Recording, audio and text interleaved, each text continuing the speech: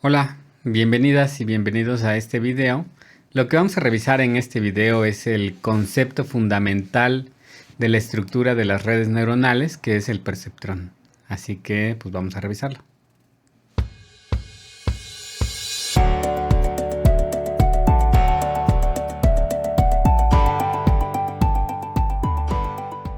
Y antes de revisar el perceptrón, pues digamos, podemos recordar de lo que decíamos que pues tenemos un conjunto de decisiones que se van tomando en una red.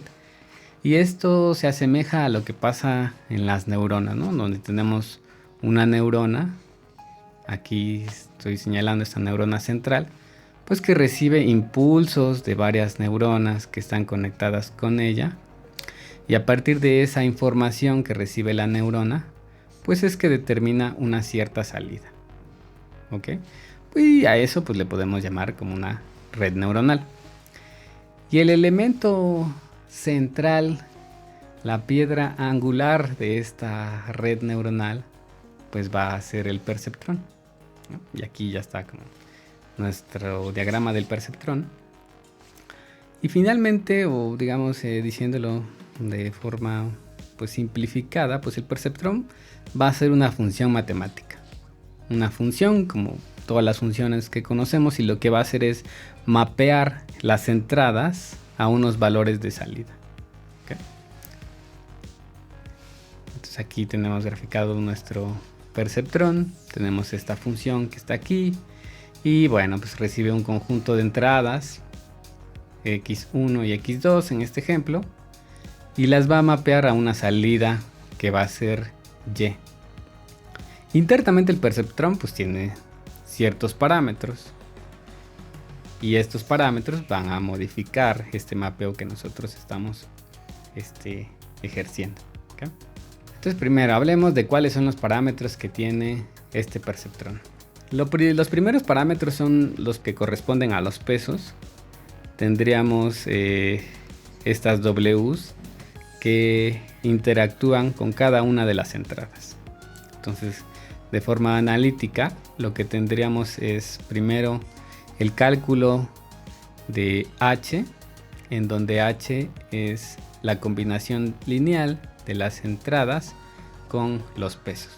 O de forma extendida, podríamos decir que es la sumatoria de las multiplicaciones de elemento por elemento de cada una de las entradas con cada uno de los pesos.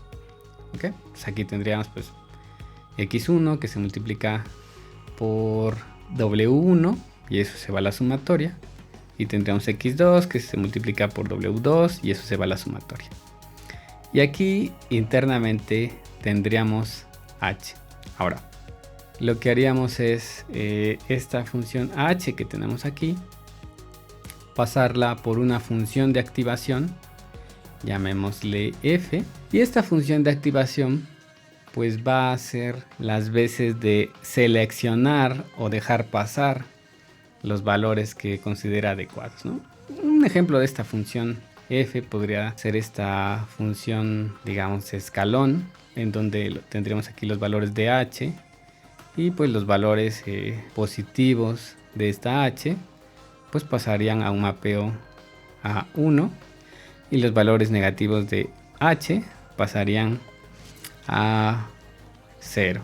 ¿Okay? Entonces, de cierta forma, esta función f lo que haría es dejar pasar estos valores únicamente, ¿no? Entonces, por eso es que se le llama función de activación. Pues se va a activar esta función cuando tengamos ciertos valores específicos en la entrada. Sin embargo, si solo utilizamos pues la combinación de estos pesos con los valores de entrada y luego lo pasamos a la función de activación, pues estaríamos trabajando con unas divisiones restringidas, porque nuestra línea recta pues estaría pasando por el origen, ¿no? Y en algunos casos pues no nos sirve como el que pase por el origen, sino también queremos modelar líneas que tengan un cierto desplazamiento o offset del origen, ¿no?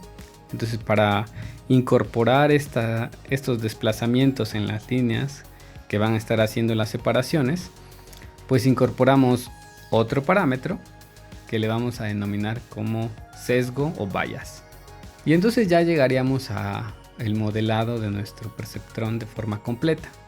Entonces veríamos que pues el resultado de este perceptrón, dadas las entradas x1 hasta xm, podría ser 0 o 1, y va a ser 0 en el caso de que la combinación lineal de las entradas por los pesos más el sesgo sea menor que 0, y va a ser 1 pues cuando esta misma combinación más el sesgo sea mayor o igual que 0. Pues ya podemos ver que esta unidad que llamamos perceptrón va a tomar las entradas y va a tomar una decisión de si se activa o de si no se activa a partir pues de estos parámetros que tenga codificados internamente.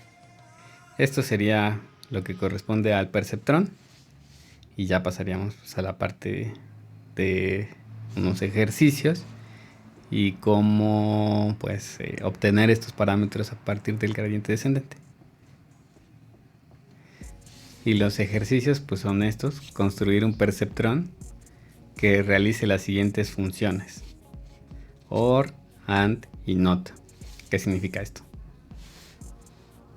Tenemos dos entradas, x0 y x1. Y tendríamos nuestra salida y.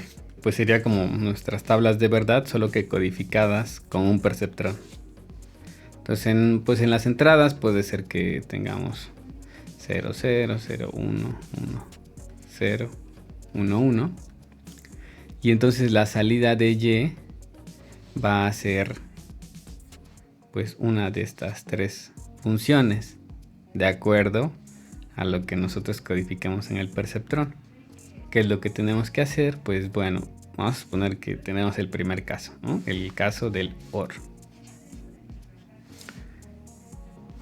Lo que tendríamos internamente es que tenemos nuestro perceptrón, que es igual a wx, aquí voy a poner mayúsculas, más b, y esto que entra a la función de activación.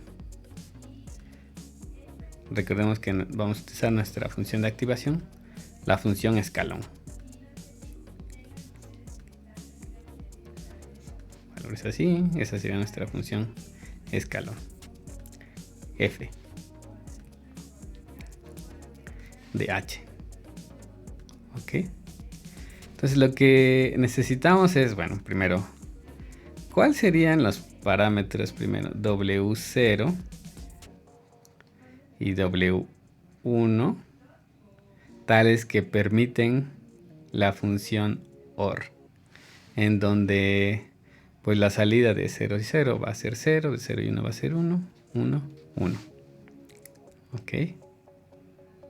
Ahorita no vamos a utilizar el gradiente descendente, sino más bien vamos a hacer un proceso como mental de tratar de averiguar cuáles son estos parámetros.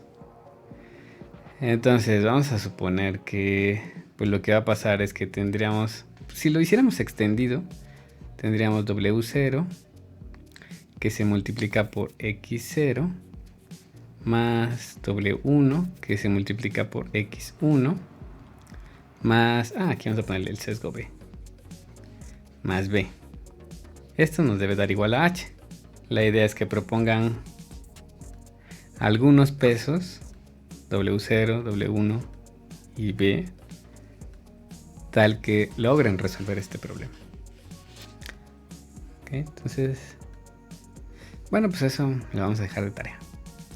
Y aquí lo vamos a dejar en la sesión.